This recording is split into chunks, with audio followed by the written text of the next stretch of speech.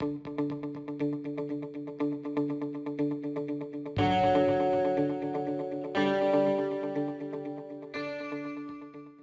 a kid that grew up in the single-quote 70s and single-quote 80s, I have a full appreciation of how frequently science fiction becomes science fact. Part of this is because technology has finally caught up to imagination, to a certain point, and part of it is because the heavy, science fiction hitters such as Lucas, Spielberg and Roddenberry took steps to create plausible science fiction for us, the fan base.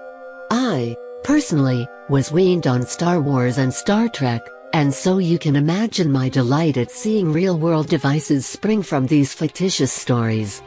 Today, I would like to talk about two such technologies being experimented with by our friends at the Bayerische Motorenwerk, or BMW Motorrad, and that will be trotted out at the Consumer Electronics Show in Las Vegas, Nevada, this week. Neither are particularly new, and they have been experimented with in the automotive sector, but I believe this is the first time I have seen them on a two-wheeled vehicle. Best of all, they are both safety-related items, and let's face it, anything that increases rider safety is good, MK? Laser headlights. First up is Beamer's laser headlight technology. Already in use on the BMW 7 Series and i8, the factory is experimenting with the feasibility of using it on motorcycles, beginning with the K1600 GTL concept bike. The laser projector produces a pure white light, and shoots it down the road to illuminate objects up to 600 meters away.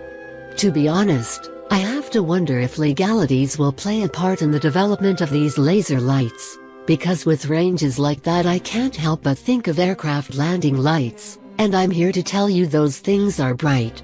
At least they are pure white beams, with none of that irritating blue so common nowadays, which is good. The human eye does not react to blue light, and the pupil aperture doesn't close down in response. This is why oncoming blue headlights are so blinding, painful and dangerous if you ask me.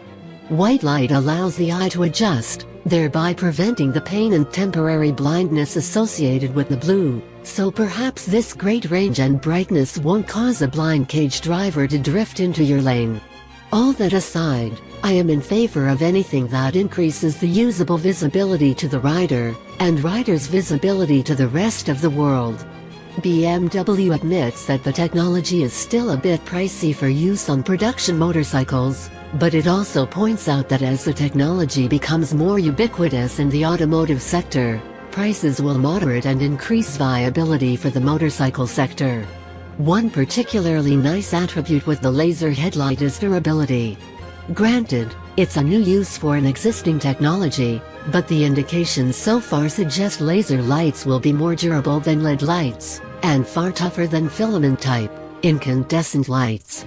As one who regularly rattles the innards loose in my old sealed beam headlight, I can fully appreciate, and I'm willing to pay for, something with a little more staying power. Make mine the model that goes pew-pew when I turn 'em on, please. Heads-up display. Next is a technology BMW introduced us to back in 2003 as an option for its automobile division. Of course, I am referring to its heads-up display. As BMW rightfully points out, it can take but a momentary lapse of attention for things to go sideways when you are on two wheels, with potentially disastrous consequences.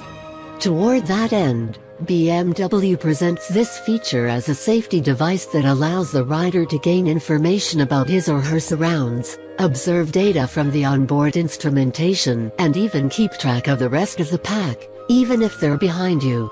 A forward-looking camera watches ahead, while a rear-looking camera serves as a rear-view mirror on steroids. The video is fed through the ocular device positioned in front of the rider's right eye. Good news for most of us, but I wonder about the small slice of the world's population that is left eye dominant. If you don't think that's a problem, go watch Firebirds with Tommy Lee Jones and Nicolas Cage and get back to me. The factory presents the HUD package installed in a full-face/modular helmet, but state that the devices are made to fit with nearly any full helmet without any concurrent loss in comfort or fitment, So maybe it will consider folks with eye dominance disabilities before release, so as to avoid precluding sales to such folks. Most people don't realize they are left eye dominant until they try to use such a device, so I would recommend that you test the system before buying in. One of the neat things with the HUD involves the cameras themselves. In addition to providing real-time info to the rider, it can also record footage, so with it you have a built-in crash recorder that can protect you in court in the case of a contentious wreck. Note: insurance companies, and their lawyers, consider every wreck to be contentious, so it's best to have clear, unbiased video of the entire event.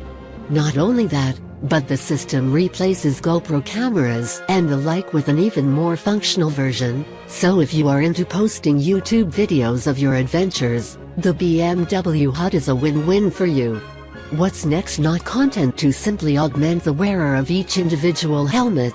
BMW is experimenting with the vehicle-to-vehicle communication system to allow all such devices within a pack to share data and increase the safety of the body and tire, not just each individual rider.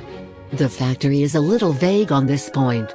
It seems that it is still discovering all the potential uses and how best to incorporate them, so this technology is still something of a wrap gift. You can shake it and guess at it, but you won't know what all you got until you open it.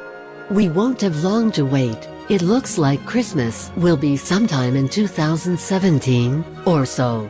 I, for one, can't wait.